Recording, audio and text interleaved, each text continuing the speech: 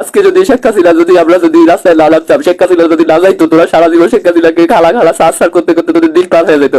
এই স্বাধীনতা তোরা আমাদের জন্য পাইছিস, আর তোরা আমাদেরকেই পিটাস। দেখ নাহিদ ভাই, দেখ যেভাবে তোরা কুকুরের মতো পিটাইছে না, এইভাবে কুকুরের মতো। আসসালামু আলাইকুম বন্ধুরা, আজকের ভিডিওটা অত্যন্ত গুরুত্বপূর্ণ এবং মর্মাহত একটি ভিডিও। চলেন আপনাদেরকে আগে পুরো ভিডিওটি দেখাই এবং এই বন্ধুর এবং এই ভাইয়ের কথাগুলো আপনাদেরকে পুরোপুরি শোনেন, তারপর আপনার মতামত কমেন্ট বক্সে অবশ্যই লিখে জানাবেন। লাইভ দেখেছেন, হয়তো তারা বুঝেছেন। এই মুহূর্তে আমি একটা সেভ হাউসে আছি। আমি জানি না আজকে রাতটা আমি বাঁচবো কিনা। যদি বেঁচে থাকি তাহলে অবশ্যই আপনারা দেখবেন আমার শরীরের কন্ডিশন খুবই খারাপ। আর হচ্ছে ওখানে ফতোম আলোতে যখন আমি বক্তৃতা শেষ করলাম, বক্তৃতা দেওয়ার পরে হচ্ছে আমি ঢাকা বিশ্ববিদ্যালয়ের দিকে যাচ্ছিলাম। অলরেডি মেট্রোতে আমি চলে আসছিলাম। মেট্রোতে আসার পরে হচ্ছে ওখানে 10 জন সেনাবাহিনীর লোক এবং গোয়েন্দা সংস্থার লোক এসে 10 জন আমাকে উঠাইনি, আমাকে বলতেছে যে আমাদের সাথে চলেন। এরপর আমাকে নিয়ে গেল, অনেক তর্ক বিতর্ক করার পরে ওরা আমাকে নিয়ে গেল। যখনই আমি বের হচ্ছিলাম ঠিক তখনই হচ্ছে আমি আমার সমন্বয়ক রিপাত রশিদকে একটা ভয়েস দিলাম যে আমাকে হচ্ছে ফতোম আলোতে আমি আসছিলাম, এখানে হচ্ছে ফতোম আলোর বিরুদ্ধে লেকচার দেওয়ার কারণে আমাকে হচ্ছে গোয়েন্দার লোক এবং সেনাবাহিনীর লোকেরা উঠাই নিয়ে যাচ্ছে। এটা বলে রিফাতকে আমি ভয়েস মেসেজ দিলাম। অ্যান্ড হচ্ছে ওখান থেকে যখন তারা আমাকে নিয়ে গেলো, আমি যখন ভয়েস মেসেজ দিচ্ছিলাম রিফাতকে, তখন হচ্ছে আমার থেকে মোবাইলটা নিয়ে চলে গেল। মোবাইল নেওয়ার পরে আমাকে ইনভেস্টিগেশন করলো আমি কি করি, কি কাজ করি। আমি বললাম যে আমি ঢাকা বিশ্ববিদ্যালয়ের সাথে কাজ করি, বৈষম্য বিরোধী ছাত্র আন্দোলনের একজন সদস্য। এরপরে হচ্ছে আমি জাতীয় নাগরিক ঐক্য কমিটির হচ্ছে উত্তরা শাখার একজন সদস্য। এগুলা বলার পর আমাকে জিপে বসাইলো। বসানোর পরে হচ্ছে আমাকে নিয়ে 1 ঘন্টা এলোমেলো হচ্ছে সারা ঢাকা শহরে 1 ঘন্টার মতো আমাকে এলোমেলো ঘুরাইছে, আমাকে মারান। আর এখানে বলতেছে যে আজকে ওখানে নিয়ে তোকে শুট করবো, ওইখানে নিয়ে তোকে হ্যান্ড করবো, ত্যান করবো। ও অনেকে বলতেছে যে আমার কাছে এক্সট্রা ম্যাগাজিন আছে, ওরে শেষ করে দিব। ঠিক আছে, ওরা সবগুলা কিছু কিছু সেনাবাহিনীর মধ্যে কিছু কিছু লোক আছে না আওয়ামী লীগ এবং স্বৈর শাসকের দোষর, ওরা সবগুলো ছিল ওই টিমে, সবগুলো ছিল আওয়ামী লীগের দোষর। এবং আমার এটাও বলতেছে যে ওই 5 তারিখে তুই তোর সমন্বয়ক তোদের কাউকে কিছু বলে নাই, তার মানে এই না যে তোদেরকে ধরবো না, তোদের একে একে একটা একটা করে ধরবো, একটা একটা করে শেষ করবো। তুই সমন্বয়ক হবি না, সমন্বয়ক তোর। এটা বলে আমাকে অকথ্য ভাষায় গালাগালি করছে। গালাগালি করার পরে হচ্ছে ওদের বস ফোন দিছে। ফোন দেওয়ার পরে ঢাকা শহরে ঘোরার পরে আমাকে আবার ফতোম আলোর অফিসে নিয়ে গেলো। যখন ফতোম আলোর অফিস থেকে লোকজন সরে গেছে, তখন ফতোম আলোর অফিসে ওখানে তারপরও কিছু লোক ছিল, সবাই দেখছে। ফতোম আলোর অফিসে গ্রাউন্ড ফ্লোরে আমাকে নিয়ে গেল। নিয়ে যাওয়ার পরে সেম ভাই, ফতোম আলোর গ্রাউন্ড ফ্লোর পার্কিং যেটা আছে এটা সেম একদমই আয়নাঘরের মতো ভাই। আয়নাঘর যতটুকু শুনছি আয়নাঘর থেকেও ভয়ঙ্কর। ওখানে নিয়ে যাওয়ার পরে 10 জন সেনাবাহিনী এবং গোয়েন্দা সংস্থার লোক আমাকে কুকুরের মতো পিটাইলো, কুকুরের মতো একদম ভাই, কুত্তার মতো আমাকে পিটাইছে, কুত্তার মতো। বলতেছে যে তুই এই সরকারের বিরুদ্ধে বলিস। আমি বললাম যে ভাই, এই সরকারকে আমি রক্ত দিয়ে বসাইছি, আমি কেন এই সরকারের বিরুদ্ধে বলবো। এবারে আমার ফেসবুক চেক করে দেখলো যে না, হ্যাঁ আমি প্রতিটি আন্দোলনের সাথে ছিলাম, প্রতিটি ক্ষণ মুহূর্তে আমি ছিলাম। এরপরে হচ্ছে আমাকে বলতেছে তাইলে তুই ঠিক আছে আন্দোলন করছিস, এখানে কেন আসছিস। আমি বলছি যে আমি বৈষম্য বিরোধী ছাত্র আন্দোলনের সাথে যুক্ত, যার কারণে হচ্ছে বিভিন্ন ন্যায়সঙ্গত যৌক্তিক দাবির সাথে আমি একমত পোষণ করার জন্য আসছি, এখানেও আমি একমত পোষণ করার জন্য আসছি। আমাকে একদম কুকুরের মতো পিটাইছে ভাই। আমার শরীর, হয়তো আপনি আমার কথা শুনে আপনারা আমার কথা বুঝবেন না, আমার শরীর খুবই খারাপ কন্ডিশন করে ফেলছে। আমি হয়তো আজকে রাতেই বাঁচবো, কিন্তু আমার দুঃখ শুধু এইটা, ফরাদির দেশে আমাকে মনে করেন আন্দোলনের সময় আওয়ামী লীগের লোকেরা আমাকে নিয়ে গেল, বসুন্ধরাতে নিয়ে গিয়ে আমাকে 3 জন একসাথে মনে করেন জানোয়ারের মতো পিটাই এরপরে মনে করেন আমাকে 500 টাকা হাতে ধরাই দিয়ে আমাকে যান ভিক্ষা দিয়ে আমাকে ছেড়ে দিছে। এরপরে আজকে ভাই এত কিছু এরপরেও আমি আন্দোলন থামাই নাই, এরপরও আন্দোলন অংশগ্রহণ করেছিলাম। এরপরে 5 তারিখ গণভবন ঘেরাওতে একদম সামনের কাতারে ছিলাম আমি। ওই গণভবন ঘেরাও করে শেখ হাসিনা পালানোর পরে এরপরেও আমি ক্ষান্ত হই নাই। আমি দুদকের বিরুদ্ধে অ্যাকশন দিছি, রাজুকের বিরুদ্ধে অ্যাকশন দিছি, বিভিন্ন দুর্নীতির বিরুদ্ধে অ্যাকশন দিছি। এরপরে হচ্ছে গত এরপরে আমাকে ফতোম আলোর অফিসের নিচে গ্রাউন্ড ফ্লোরে ওখানে 2টা ক্যামেরা আছে, সিসি ক্যামেরা আছে। আমি জানি ওরা ক্যামেরার রিলস গুলা সরাই ফেলবে, কিন্তু ওখানে 2টা ক্যামেরা আছে। আমাকে যখন ওরা কুত্তার মতো পিটাচ্ছিল, তখন হচ্ছে প্রায় 500-600 লোক হচ্ছে ফতোম আলোর অফিসের সামনে জেনে গেছে যে আমাকে ভিতরে পিটাচ্ছে। ওরা হচ্ছে 500-600 লোক একদম অফিসের সামনে এসে ভাঙচুর লাগানোর পরে হচ্ছে এরপরে আমিও প্রায় 4-5 বার করে অজ্ঞান হয়েছি। যখনই অজ্ঞান হই তখনই আমাকে পানি দিয়ে আমাকে উঠায় আবার পিটায় আমাকে।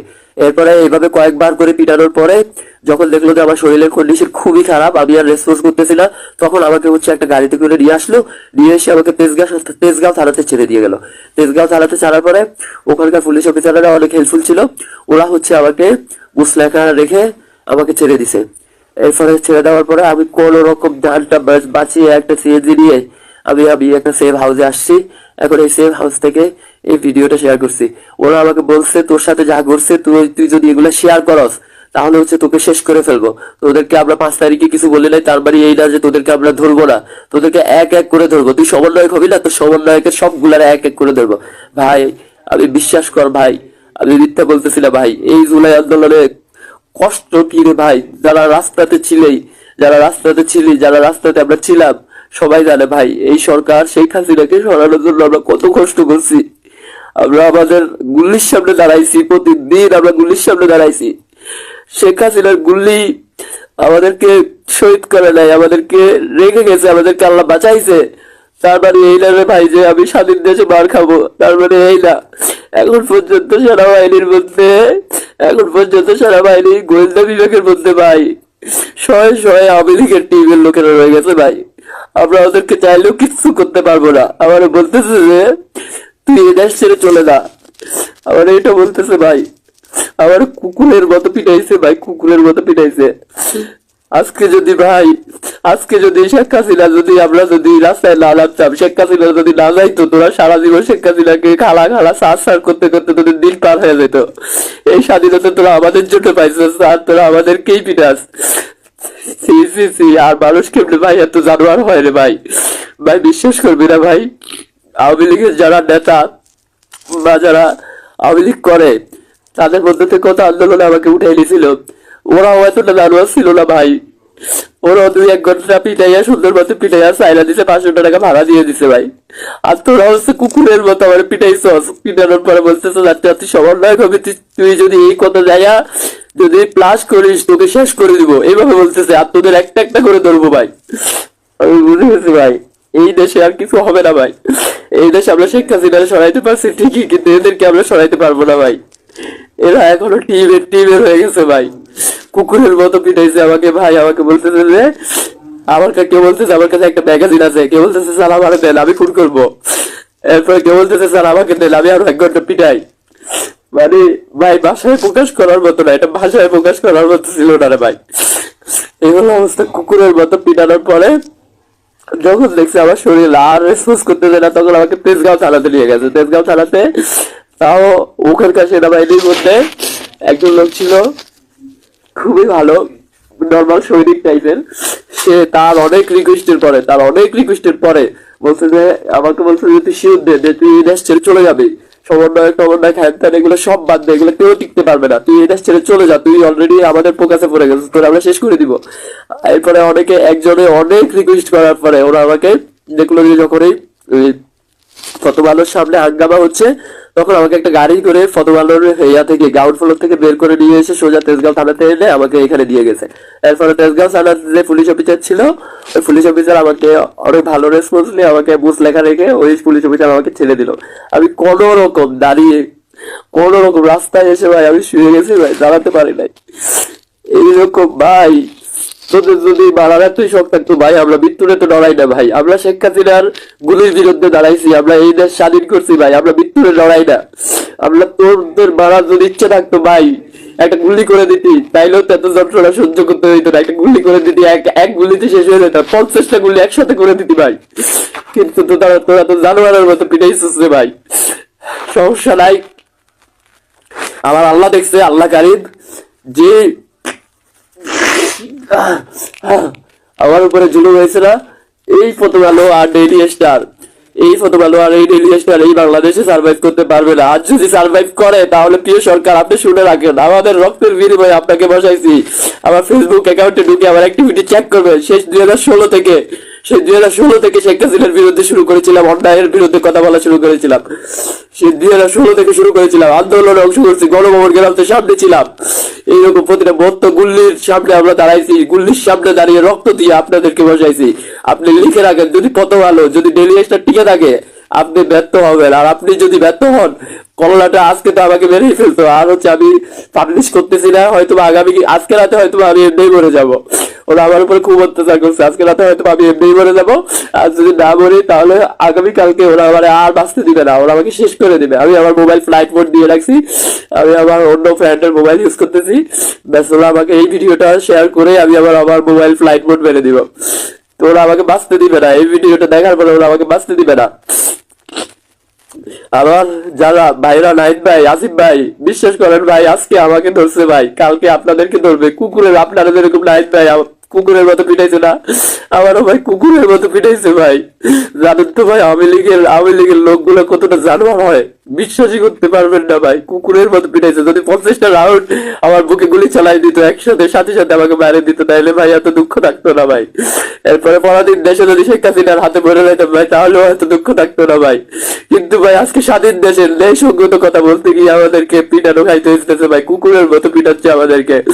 আপনি বলেন ভাই, ডেইলি স্টার প্রথম আলো যদি থাকে, এই সরকার কি কখনো সফল হতে পারবে? ইম্পসিবল, কখনো সফল হতে পারবে না। আপনি লিখে রাখেন ভাই, আপনারা যখন সফল হবেন না, এখন আপনাকে সার্চ করতেছে, আগামীকালকে আপনাদেরকে ধরবে ভাই, আপনারা লিখে রাখেন ভাই।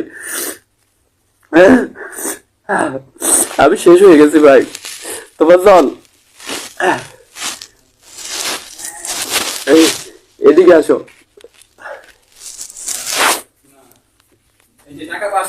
সমস্যা নাই, আমার কার্ডে টাকা আছে।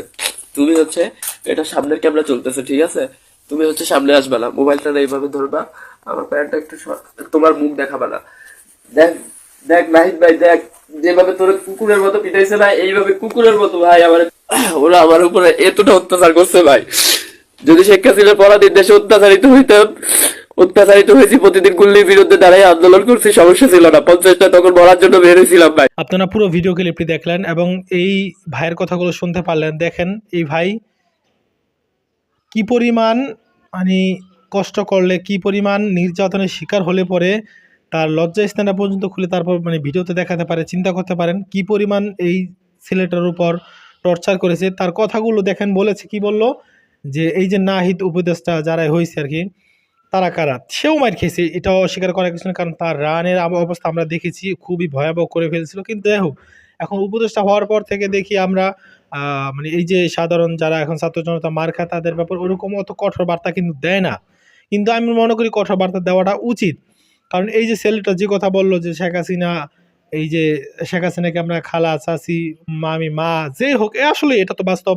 অধিকাংশ মসজিদ ইমামরা পর্যন্ত এটা করেছে, আর যারা ইমাম ব্যতীত এগুলো চাটুকার আছে, সেগুলো তো করছেই। তো সবাই কম বেশি মানে দালালি করছে, কিন্তু এই লোকগুলো কিন্তু দালালি করেন, তাদের নিজের জীবন বাজি রেখে মুগ্ধ, তাদের এরকম আরও আবু সাইদ, এদের মতো মানুষ জীবন দিয়ে তারপর কিন্তু এখন আমাদেরকে স্বাধীনভাবে কথা বলার শক্তিটুকু কিন্তু তারা দিয়েছে। আজকে তারা যদি এরকম নির্যাতিত হয়, নিপীড়িত হয়, তাহলে মানে এর চাইতে লজ্জাজনক, দুঃখের আর দ্বিতীয় কিছু আছে কিনা আমার জানা নাই ভাই। আমার কাছে অন্তত লজ্জিত এই বিষয়টা মনে হচ্ছে, খুবই লজ্জিত। মানে দেখেন তো কি পরিমাণ নির্যাতন লোকটির উপর করেছে। তো যাক ভাই, আমরা বর্তমান সরকারকে বলতে চাই যে অতি দ্রুত যারা আমাদের ছাত্র ভাইদের উপর হামলা করেছে, তাদেরকে অতি দ্রুত শাস্তির আওতায় এনে তাদেরকে কঠিন থেকে কঠিন শাস্তির ব্যবস্থা করে দেন। না হয় কিন্তু আপনার এই পদে থাকাটা খুবই মুশকিল হয়ে যাবে। আমরা বারবার বলতেছি, কারণ আমরা একবার যারা রক্ত দেওয়া শুরু করে, রক্ত দেওয়া শিখে যায়, তাদেরকে রক্ত দেওয়া বন্ধ করাটাই মানে মুশকিল হয়ে যাবে। তো যাকের কোনো কথা, ভিডিওটি শেয়ার করে দিবেন। আল্লাহ হাফেজ। বাংলাদেশে শেখ হাসিনা বা আওয়ামী লীগের কোনো জায়গা হবে না, ডক্টর ইউনূস। হ্যাঁ, ঠিকই শুনতে পাচ্ছেন, ডেইলি স্টার তারা নিউজ করেছে, আপনারা দেখতে পাচ্ছেন। ডক্টর ইউনূস সাহেব বলেছেন যে বাংলাদেশের মাটিতে কোনো আওয়ামী লীগ, সন্ত্রাসীবাদ বা কোনো শেখ হাসিনার মতো এই সমস্ত জালেমদের কোনো ঠাঁই হবে না, তাদেরকে জায়গা দিবে না। গত কয়েকদিন আগে ভারত বলেছে যে শেখ হাসিনাকে নাকি দিবে না বাংলাদেশে চাইলেও দিবে না। হ্যাঁ, ডক্টর ইউনূসও তিনি একই কথা বলেছেন যে না, তোমাকে আমার দরকার নাই, তুমি ওই দেশে থাকো, তোমাকে ফিরেও আমরা আনবো না, অর্থাৎ বাংলার জন্য তার জায়গা হবে না। তো চিন্তা করতে পারেন কিরকম জুলুম করলে এরকম একটা সিদ্ধান্ত নিতে পারে একটা সরকার, চিন্তা করতে পারেন। তো ডক্টর ইউনূস কিরকম সিদ্ধান্ত